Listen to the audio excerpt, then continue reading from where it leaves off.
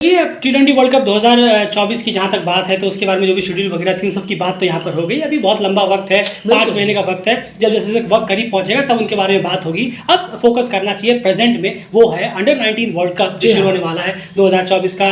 13 से warm ups हैं और 19 तारीख से मेन इवेंट स्टार्ट होगा। तो इससे पहले हमने आपके सामने ये देखिए, आपके सामने हमने प्रेजेंट किया था नामीबिया, यूएसए और स्कॉटलैंड, इन तीनों का स्क्वाड एनालिसिस और क्लासिफिकेशन में आपके सामने प्रेजेंट किया था। उम्मीद है आपने देखा होगा। और हमने कहा था कि जैसे ही नेपाल की स्क्वाड वगैरह आएगी तो उनके बारे में बात करेंगे। और फाइनली उनकी स्क्वाड जो है कल ही कहीं ना कहीं, कल ही मेरे ख्याल से कल ही रिलीज हुई और उसके बाद आपके सामने हम लेकर हाजिर हैं। तो सबसे पहले स्क्वाड जान लेते हैं कि 15 मेंबर्स की जो स्क्वाड है उनकी वो कौन कौन सी रही है, कौन इन हुए और कौन आउट हुए अंडर 19 एशिया कप के कंपेयर में। जरूर बात करें तो यहाँ पर देव खन्ना कप्तान हैं, उसके बाद अर्जुन कुमल, आकाश त्रिपाठी, दीपक डुमरे, दुर्गेश गुप्ता, गुलशन झा, दीपेश कंडेल, विशाल केसी, सुभाष भंडारी, दीपक बोहरा, उत्तम थापा मगर, बिपिन रावल, तिलक राज भंडारी और आकाश चंद। जी हाँ, तो ये कहीं ना कहीं स्क्वाड पूरी यहाँ पर निकल कर आई है अंडर 19 वर्ल्ड कप के लिए नेपाल की। यहाँ पर डेफिनेटली हेमंत धामी जो है वो इंजर्ड हो चुके हैं, जहाँ वो इंजरी के शिकार हो चुके हैं। इसी वजह से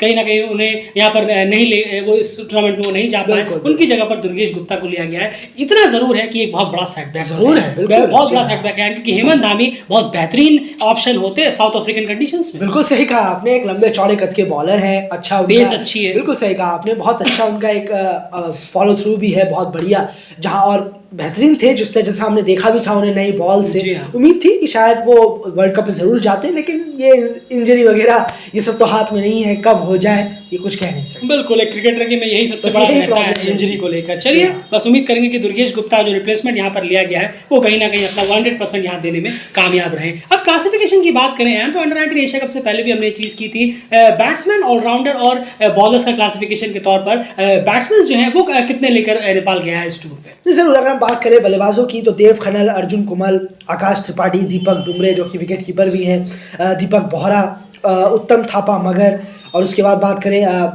बिपिन रावल, जी हाँ बिपिन रावल जो विकेट कीपर है, और दीपक बोहरा जो कि राइट हैंडेड बैट्समैन भी है और विकेट कीपर है। तो विकेट कीपर यहाँ पर हमें 3 दिखाई दे रहे हैं, और कुछ जो है वो प्रोफेशनल विकेट कीपर है प्लस बैट्समैन है और विकेट कीपिंग कर भी सकते हैं, लेकिन ये तीनों जो है ये बैट्समैन प्लस विकेट कीपर है। अगर हम बात करें दीपक डुमरे की और साथ ही साथ बिपिन रावल की और दीपक बोहरा की और उत्तम थापा मगर की, तो ये चारों ही जो है, चलिए अच्छा है कि एक विकेट कीपर इंजर्ड हुआ तो कम से कम उसका रिप्लेसमेंट भी है, लेकिन राइट हैंडेड बैट्समैन भी ये चारों हैं और विकेट कीपर भी ये चारों। बिल्कुल, अब यहाँ पर बात ऑलराउंडर्स की यहाँ पर करेंगे एंड ऑलराउंडर्स की टैली में लिस्ट क्या कहती है, क्योंकि अंडर 19 एशिया कप में भी वही ऑलराउंडर्स गए थे जो लगभग यहाँ है, जो कि बिल्कुल सही है। बिल्कुल सही, जी हाँ, विशाल केसी और गुलशन झा है। गुलशन झा पे तो खैर खासकर जिम्मेदारी है, जब आपके पास इतने ज्यादा इंटरनेशनल वाले मैच खेलने वाले प्लेयर अंडर 19 में आ जाएं और उनका इतना एक्सपीरियंस हो तो उन्हीं पर ज़्यादा यहाँ पर भरोसा जताएगी यहाँ पर कोचिंग स्टाफ भी और कप्तान भी कि आप थोड़ा परफॉर्म करके दें। एशिया कप में वो नहीं हो पाया, पर इस इवेंट पे आकर जरूर करें। बिल्कुल, और यहाँ पर अगर बॉलिंग डिपार्टमेंट की बात करें तो बॉलिंग डिपार्टमेंट में किस तरह से कैटेगरी डिवाइड हो रही है। जरूर, दुर्गेश गुप्ता है जो कि उन्हें जोड़ा गया है, लेफ्ट आर्म मीडियम फास्ट है। दीपेश कंडेल जो है वो स्लो लेफ्ट आर्म ऑर्थोडॉक्स है।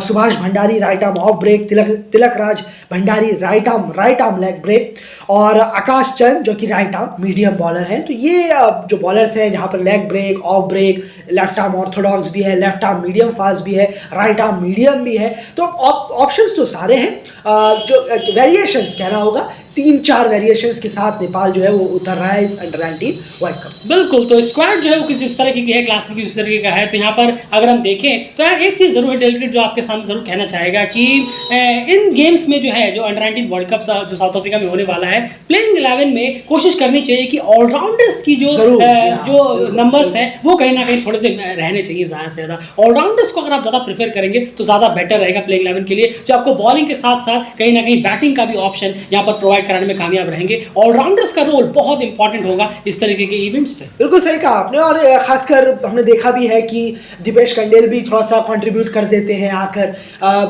नीचे आकर थोड़ा वो भी यहाँ पर रन्स कर देते हैं। मुश्किल में होती है नेपाली बैटिंग, तो उसमें भी आकर उन्होंने रन्स किए हैं। तो इस तरीके से अगर कोई है टीम में गुलशन झा और विशाल केसी को हटाकर, और ऑब्वियसली ऐसे प्लेयर होंगे जो बॉलर हैं लेकिन बल्लेबाजी भी अच्छी जानते हैं। दीपेश कंडेल ने वो वो दिखाया था 1-2 बार ऐसा कर कर। तो इसलिए उम्मीद रहेगी कि जितना ज़्यादा ऑलराउंडर्स पर फोकस रखा जाए जो 2 काम कर सके इस बड़े इवेंट में अंडर 19 के लिए, तो बहुत फ़ायदेमंद होगा। और हमें वही टीम उभरती हुई दिखती है ज़्यादातर अगर हम देखें आईसीसी इवेंट्स पे, जो ऑलराउंड शो शानदार है। बिल्कुल सही कहा आपने, जिनके पास बेहतरीन ऑलराउंडर्स रहते हैं वो काफ़ी चमकते हैं इन आईसीसी इवेंट्स। बिल्कुल, तो क्लियर कट है, स्क्वाड तो ये है, लेकिन प्लेइंग 11 बनाते वक्त एक चीज़ का सबसे ज़्यादा ध्यान नेपाल जो अंडर 19 के जो मैनेजमेंट वगैरह है, कैप्टन, उनको ये रखना चाहिए कि हमें उन प्लेयर्स को ज़्यादा पिक करना है जो सिर्फ एक ऑप्शन से बंधे हुए ना हो।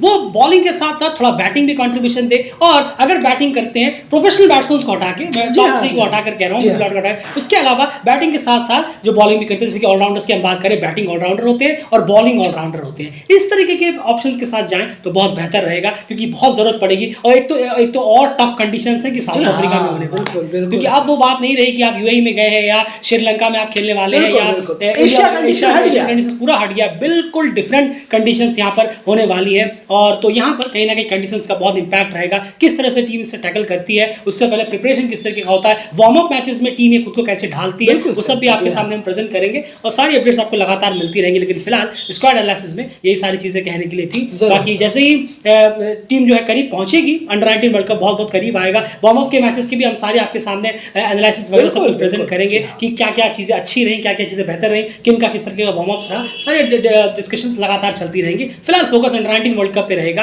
T20 वर्ल्ड कप्स वगैरह अभी बहुत दूर है, बहुत वक्त उनके लिए बचा हुआ है। फिलहाल इस वीडियो में इतना ही। नामीबिया, स्कॉटलैंड और यूएसए का भी हमने स्क्वाड क्लासिफिकेशन एनालिसिस किया हुआ है, जाकर एक बार जरूर सुनिए उस वीडियो को, ऊपर आई बटन पे भी आ रहा होगा। बाय।